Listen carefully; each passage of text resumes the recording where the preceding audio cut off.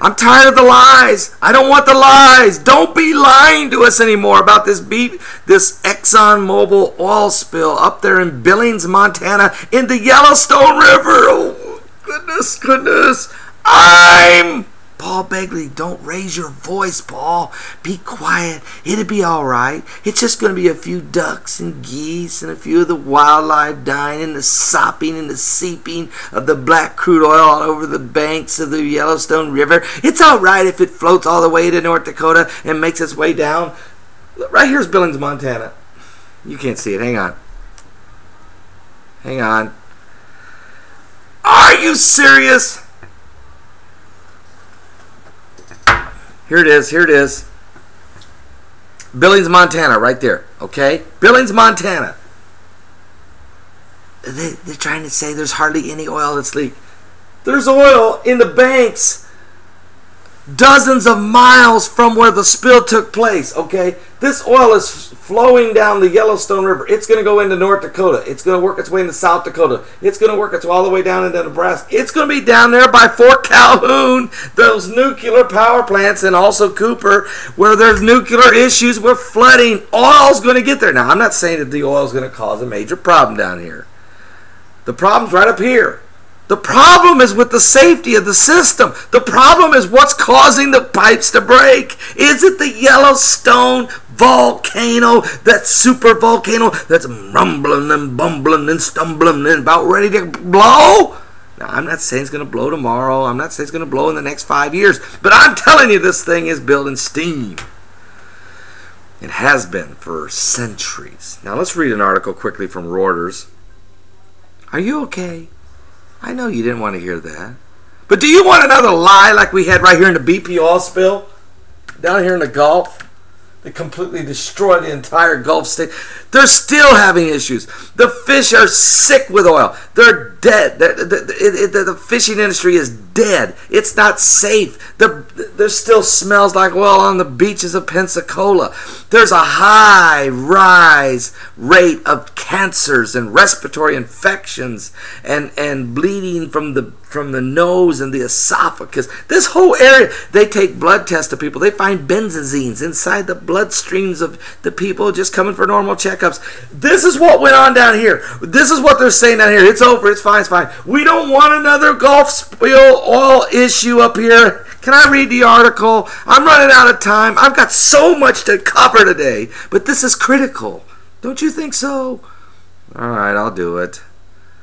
All right. Montana's Governor Brian Schweitzer on Monday said authorities will review safety of all oil and gas pipelines that cross waterways in the state and close those that did not meet standards. We'll make the decision over the next couple of days whether to shut off some pipelines, said Schweitzer. He told Reuters in a telephone interview. The last thing I want is for another pipeline to break. Oh, really? Well, you're going to have to do more than hope it don't. You're going to have to do a whole lot more than that. You need to find out the root of the cause. Pipes just don't break. They just don't break. Something has to cause it. Either sabotage, go ask the Israelis, or something is rumbling and shifting underneath. Schweitzer said he made the move after a spill early Saturday from the Exxon Mobil pipeline released into the rain-swollen Yellowstone River near Billings, Montana, up to 1,000 barrels of oil, or just 42,000 gallons. I don't believe it. We were told, do you remember come on, people, we're not going to buy it this time. We're not going to buy the propaganda. We're not going to buy, it was only 1,000 barrels. Remember Tony Hayward and BP oil? It's only 1,000 barrels a day. We're going to get it capped. It was something like 25,000 barrels a day. That thing was gushing for, 103 days? What? Don't tell us this. Schweitzer said the pipeline's inspections and the second round that he has called for in as many months will assess the risk of ruptures and leaks in 88 sections of the pipeline that cross the rivers and streams in the state. I'm glad he's doing that. The review, you know what the price of oil is going to do now, though? Here we go. I mean, you got the sabotage going on in the Middle East with Israel's pipelines. You got the Yellowstone River blowing up. I paid $3.63 for a gallon of gas yesterday. And you know what? Nobody seems to even care.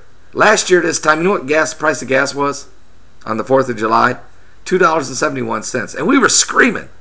Now, after records of foreclosures in the last year, after unemployment, the real unemployment number, somewhere north of 20%, after gasoline hovering around $4 all summer, nobody seems to care.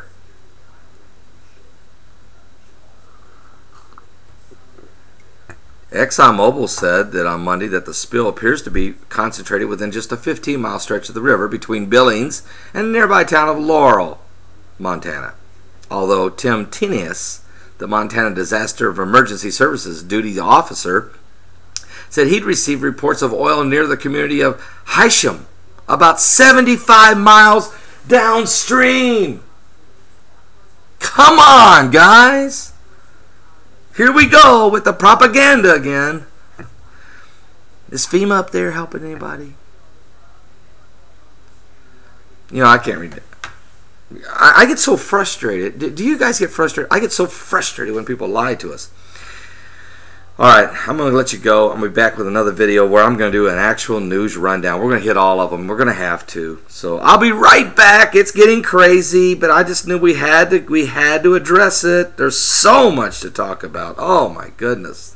Flotillas and tropical storms and wildfires and Gaddafi and Hugo Chavez with cancer and and these jellyfish in Daytona Beach. What?